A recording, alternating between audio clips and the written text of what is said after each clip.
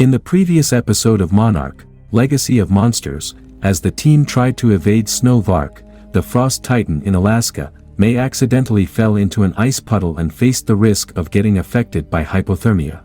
Kentaro got separated from the group while trying to search for help, as he decided to follow his gut feelings and venture alone.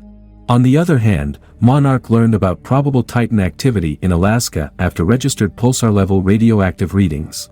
Kentaro's solo journey into the unknown turned out to be a quest of self-exploration by confronting his past, which ended with him discovering an abandoned research facility, where he finds proof of his father Hiroshi's recent visit as well.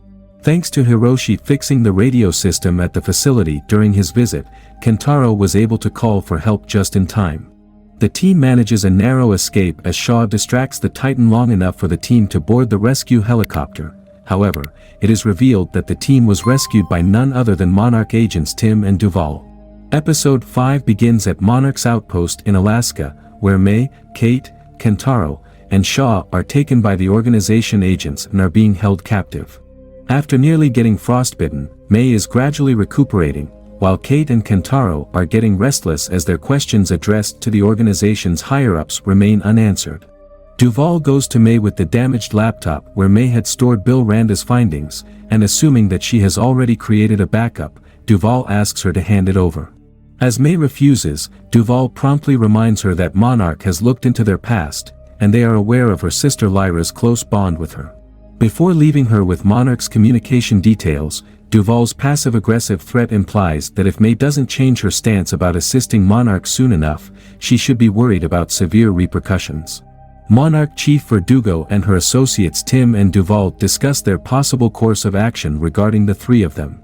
Tim opines letting the Randa kids know about their family's legacy, the Monarch and its objective, to which Verdugo vehemently disagrees. Duval suggests the idea of letting the trio go on their course, searching for Hiroshi Randa, and tracking them covertly so they might get their hands on Bill Randa's findings. Meanwhile, Verdugo can rattle up Lee Shaw to learn what might be the reason for his sudden escapade with three young associates.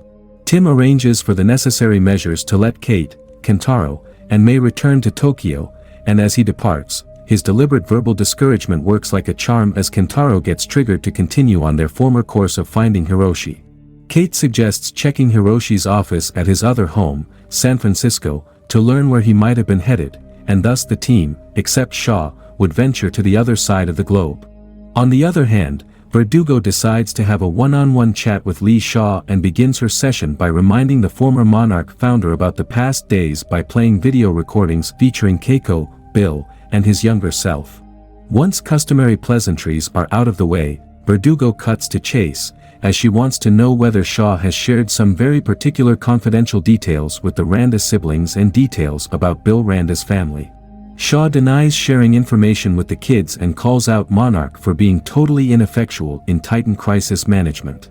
He mocks the Monarch, especially Dr. Serizawa's decision regarding G-Day, of letting Godzilla and MUTO battle, and asks Verdugo to speculate on what could have transpired had Godzilla failed to end the primeval threats.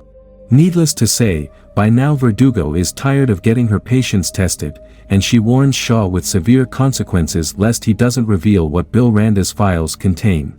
Shaw isn't intimidated and once again calls out Monarch, this time directing his statement towards the rest of the operatives who are watching the interrogation from the other side of the screen, Tim and Duval in this context.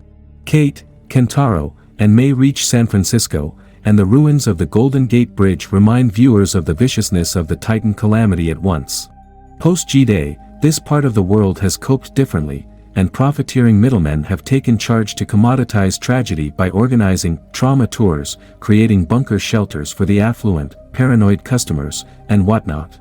Anyway, for so long, Kate hadn't informed her mother, Caroline, about the shocking revelation of Hiroshi's second family in Japan, and quite obviously, Kentaro's arrival comes as a shock to her. Kate has an argument with her mother in private, as she is livid about not seeing her react as strongly as she had hoped. Perhaps Kate's own emotional turmoil let her expect a similar reaction from her mother Caroline, who seems to be too weary of the drudgeries of life to hold her grudge against her husband forever.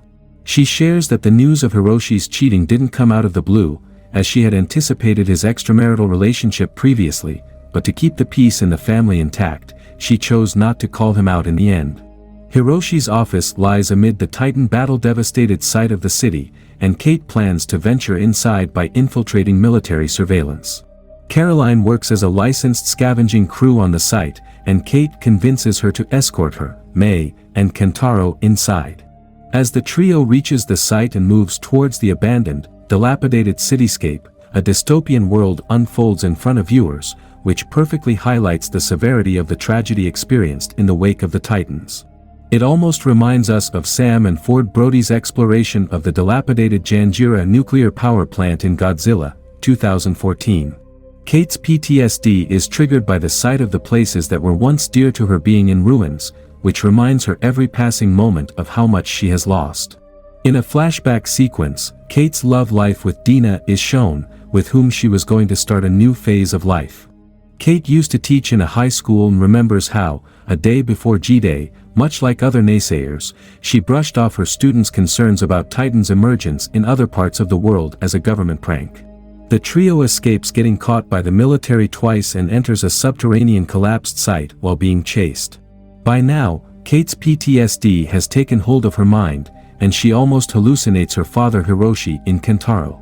Furthermore, in the flashback, it is shown how Kate secretly cheated on her girlfriend and, in the end, was separated from her, which doubled up her survivor's guilt in the process. Not only did she lose the students she was meant to protect during the destruction of the Golden Gate Bridge, but she also lost the person she loved, whom she unknowingly denied the right to truth even before her death. A distraught, shell-shocked Kate is unable to proceed, and Kentaro entrusts May to comfort her while he goes to find a way out of the collapsed area. May assures her faith in Kate, and to assuage Kate's guilt-ridden psyche, she reminds her that without her help, May wouldn't have survived in the Alaskan wilderness. Kate gathers herself up somehow, and Kentaro joins the band to take the team to the surface by following a cat trail.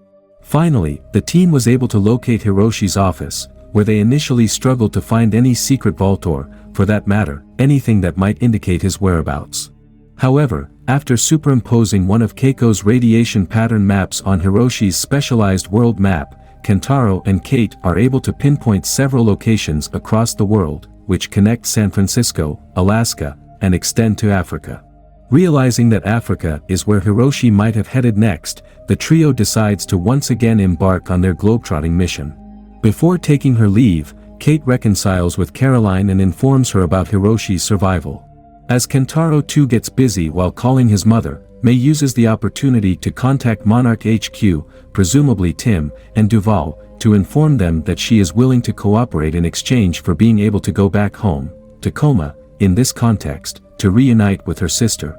May's supposed betrayal adds a new dimension to the series, as so far, the strong dynamic between the team will be tested in the worst possible way if Kentaro and Kate fail in their attempt to locate Hiroshi due to Monarch's interference.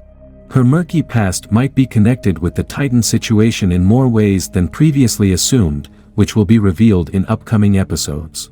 Additionally, Shaw's secret, which he hasn't yet shared with Randa's grandchildren, is another intriguing mystery that might be connected with the larger world building of the MonsterVerse as well. Thank you for joining us on this journey. And I hope you enjoyed the episode of Monarch, Legacy of Monsters.